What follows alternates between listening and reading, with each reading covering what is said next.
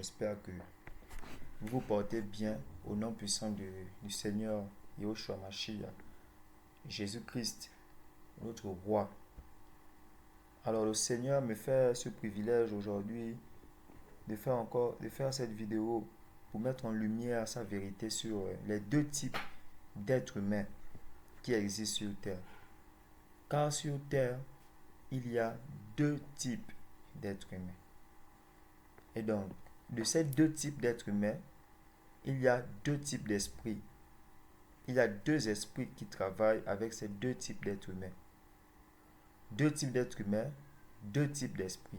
Et donc, à travers ce thème-là, le Seigneur va nous faire la grâce aujourd'hui de comprendre les profondeurs afin d'avoir les yeux ouverts sur ce monde qui paraît beau, qui paraît totalement parfait pour certains, et d'autres qui ont les yeux ouverts peuvent voir comment les ténèbres sont là et la lumière aussi, elle est là. Ok.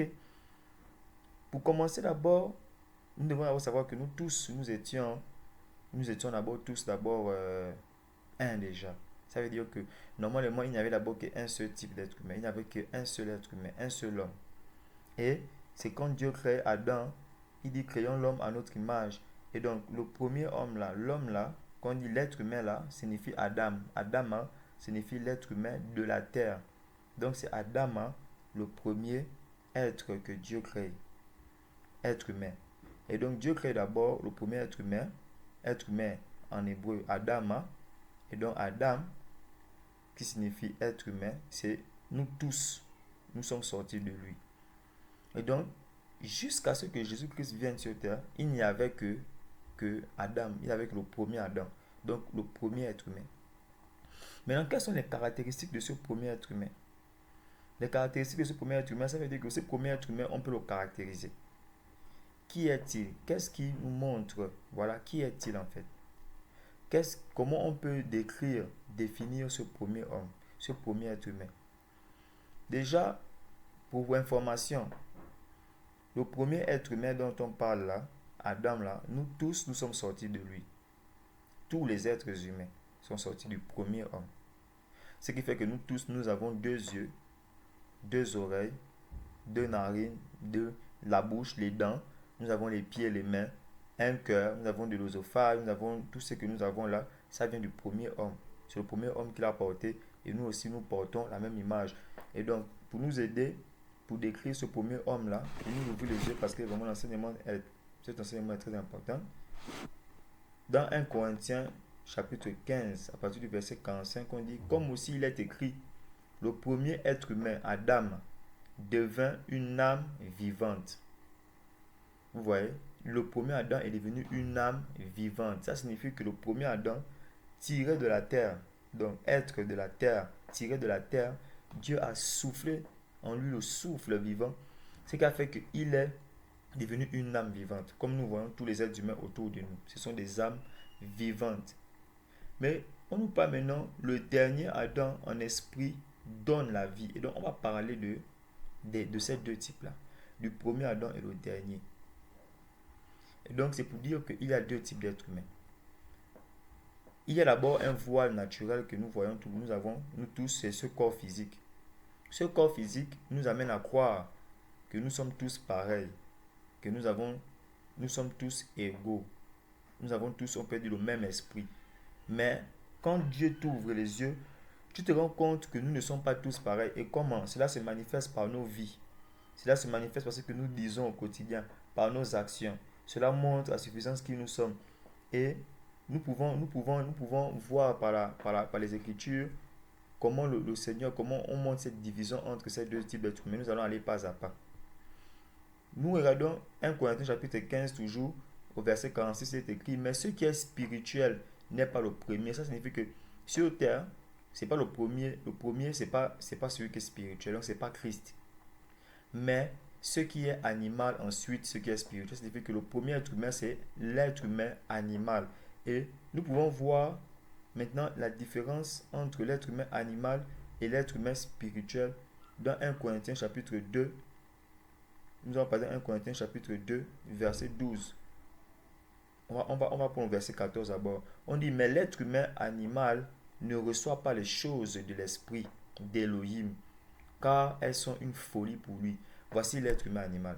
L'être humain animal, lui, il est habitué à vivre. Lui, son environnement, c'est la terre.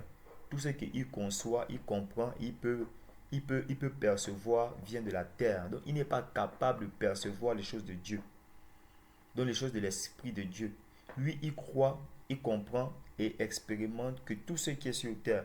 Il ne comprend que ce qu'il peut toucher, voir, entendre, goûter de manière physique. Donc, il n'est pas capable de comprendre au-delà de ça. L'être humain animal ne croit pas normalement en Dieu. Il ne croit pas en Jésus-Christ. Il n'a pas confiance en Jésus-Christ.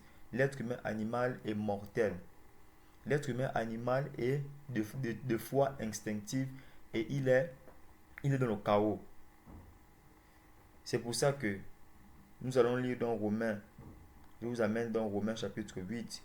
Au verset 5, on va dire ici que car ceux qui sont selon la chair, donc ceux qui sont selon la chair pensent aux choses de la chair. C'est qui sont selon la chair? Ce n'est pas tous les êtres humains. Mais parce qu'on dit aussi, mais ceux qui sont selon l'esprit aux choses de l'esprit. Donc ici, on montre la différence entre ceux qui sont selon la chair et ceux qui sont selon l'esprit. Et donc, quand on parle maintenant à ceux qui sont selon la chair, c'est qui? Ce sont ceux qui sont engendrés de la chair.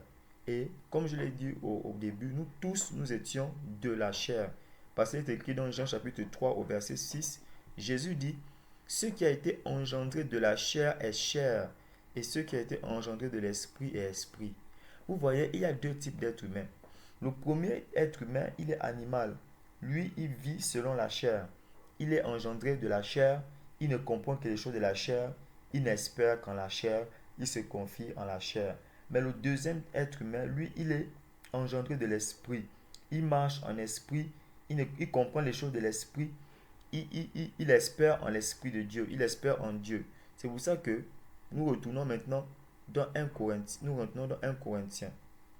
Nous retenons dans 1 Corinthiens pour expliquer bien. Dans 1 Corinthiens chapitre 2, vous allez voir maintenant l'homme spirituel. On dit quoi? On dit que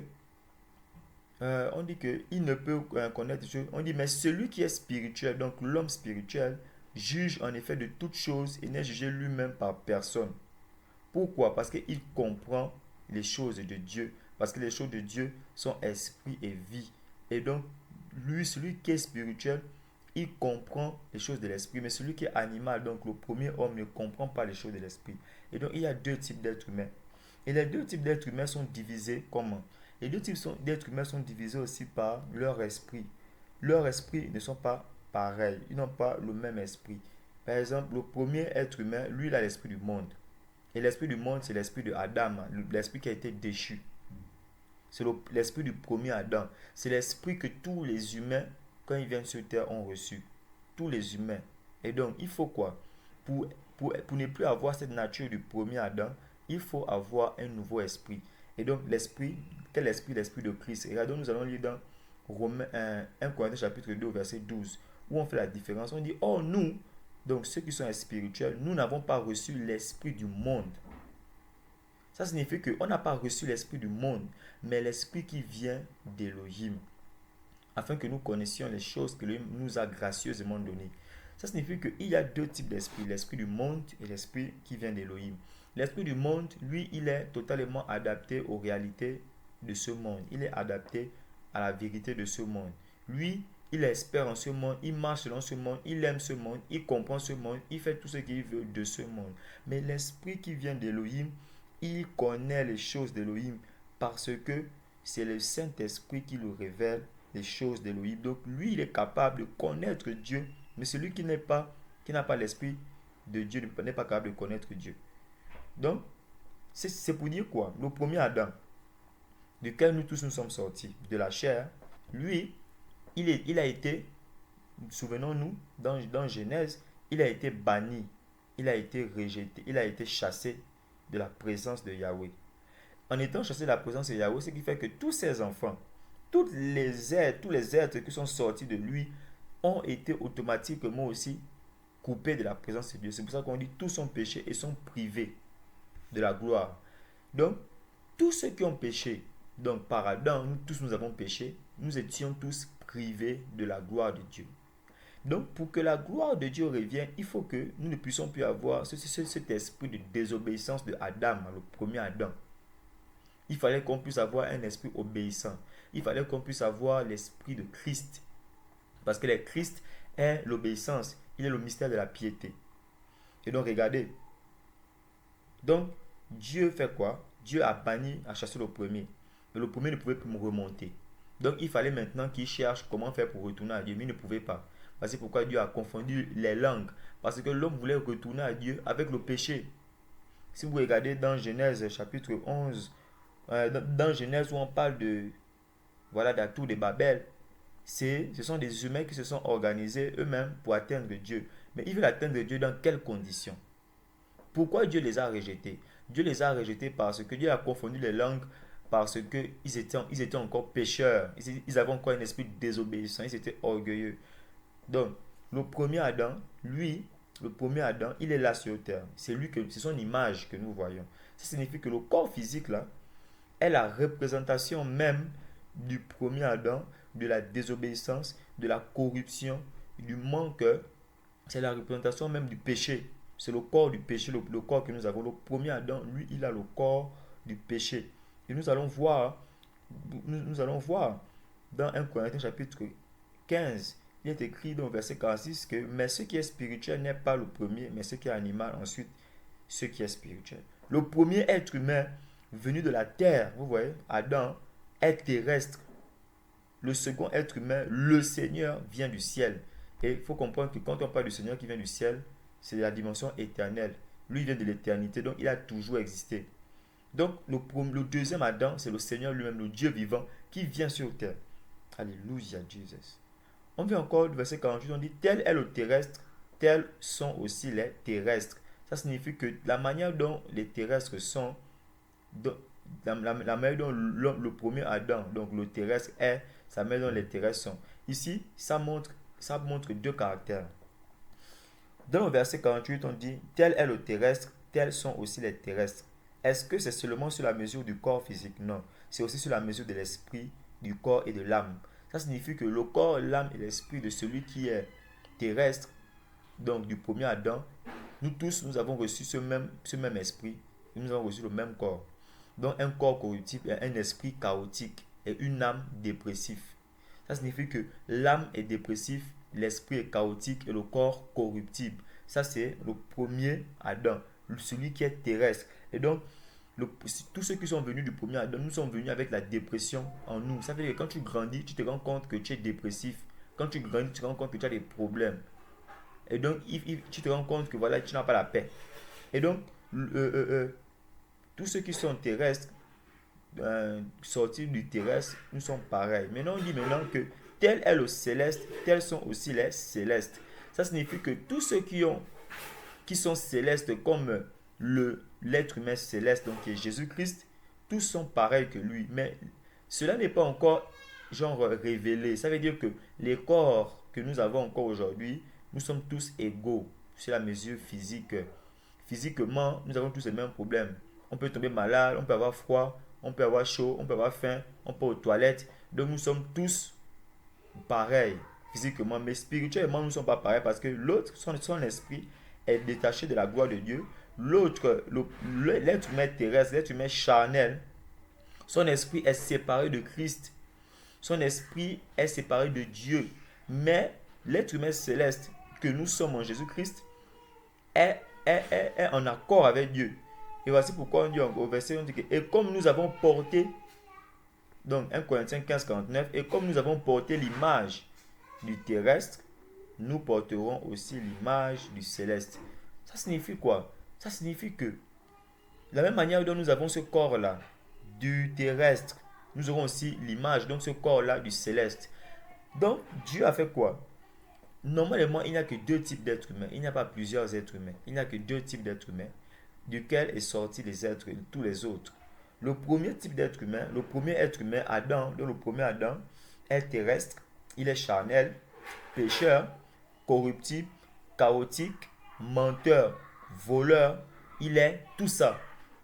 Mais, et lui, il a quoi? Un corps corruptible. Son intelligence est basée que sur les choses de la terre. Il ne pense qu'aux choses de la terre. Voici pourquoi. Ça, c'est le premier être humain. Mais le deuxième être humain, lui, ne pense qu'aux choses. Lui, il est quoi? Il est spirituel, céleste, saint, pur, glorifié, amour, juste. Il est quoi? Il a toutes ces caractéristiques. Il a la paix. Donc, nous allons voir cette différence encore. J'ai bientôt terminé. Donc, Romains chapitre 8 au verset 5. On va prendre le verset 6. Verset 5 plutôt. Car ceux qui sont selon la chair pensent aux choses de la chair, donc l'être humain terrestre.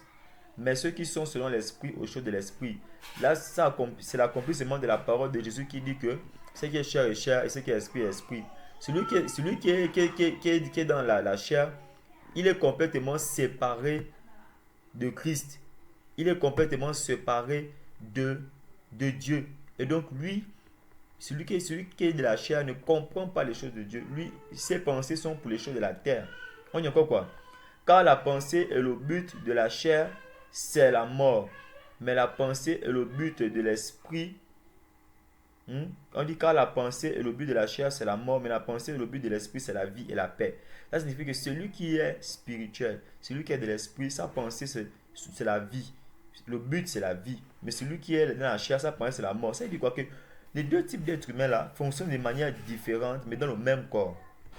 L'autre est complètement adapté à ce corps, donc il pêche avec ce corps. L'autre, c'est pas son corps, donc il souffre dans ce corps. Il faut comprendre que ceux qui sont en Jésus-Christ souffrent dans ce corps. Parce que ce corps nous impose une vie qu'on ne veut plus. Une vie qu'on ne veut pas parce que nos yeux se sont ouverts. Donc, le Seigneur Jésus-Christ, lui fait quoi? Il nous sauve. Et quand il nous sauve, il nous donne un nouveau esprit. Et quand nous avons un nouveau esprit, nous n'appartenons plus au premier Adam, nous appartenons à Christ. Et ce qui s'accomplit, dans Romains chapitre 8 au verset 9. Mais vous n'êtes pas dans la chair, mais dans l'esprit, puisque l'esprit d'Élohim habite en vous. Mais si quelqu'un n'a pas l'esprit du Mashiach, celui-là n'est pas à lui. Vous voyez, celui qui est de la terre n'a pas l'esprit du Mashiach.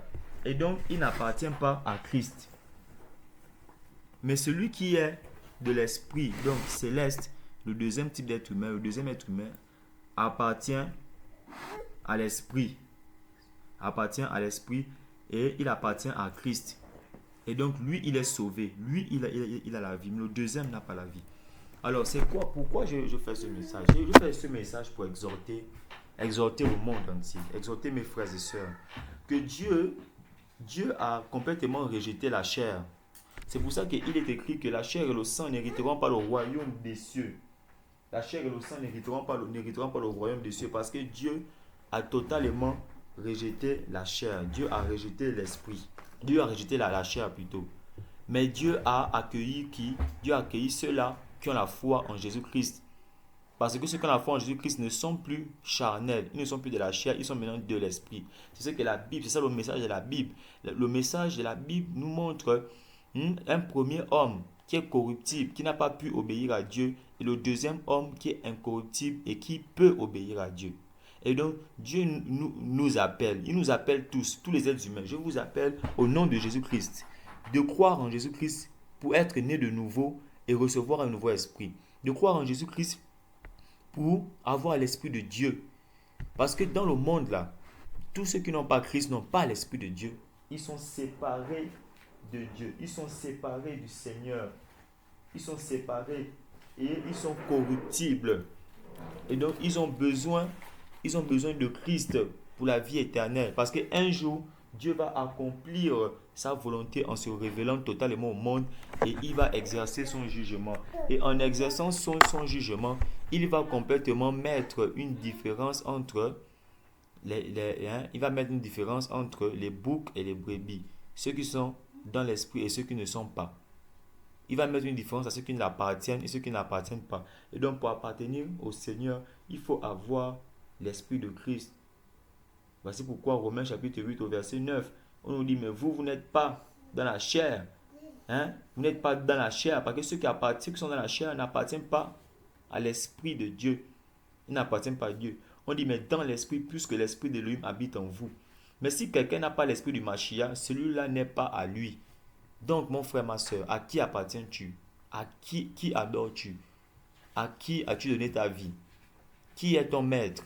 Est-ce que c'est Christ? Est-ce que c'est le Dieu vivant par Jésus-Christ? Est-ce que c'est Christ ou c'est le monde? Et donc, si c'est le monde, regarde tes pensées, regarde ta vie. Ta vie est basée que sur les choses de la terre. Tu n'espères qu'en la terre. Et donc, cette terre-là, elle va être détruite. C'est pourquoi Jésus a dit que mes paroles sont esprit et vie. Et donc, il faut rentrer dans la barque, dans le royaume. Il faut rentrer dans le royaume et le chemin, c'est Jésus. La porte de la bergerie, c'est Jésus. Romains chapitre 10, 1. Jean chapitre 10. Jésus a dit encore qu'il est le bon berger. Celui-là qui guide les brebis vers la bergerie, dans le royaume des cieux. Il est le chemin. Il est la porte étroite. Donc, mon frère, ma soeur, tu crois en qui? Qui t'a dit qu'il est le chemin? C'est Jésus le chemin. C'est Jésus le chemin vers Dieu. C'est Jésus la porte de la bergerie. C'est Jésus le roi du royaume qui arrive. Et nous sommes prêts à partir. Est-ce que tu es prêt? Mon frère, ma soeur, aujourd'hui, si tu écoutes ce message, c'est le temps pour toi de croire maintenant, de confesser Jésus-Christ chez toi, de te faire baptiser et de recevoir la vie éternelle, l'Esprit de Dieu, être une nouvelle créature. C'est pour ça qu'on parle d'être une nouvelle créature, parce que les choses anciennes, c'est l'ancienne créature. C'est juste l'amour de Dieu. L'amour de Dieu qui nous a créés une fois. On a été corrompus, il nous crée encore une deuxième fois. De la même manière dont on n'a pas décidé d'être pécheur. Mais en Christ, on peut croire et accepter. Croire au sacrifice.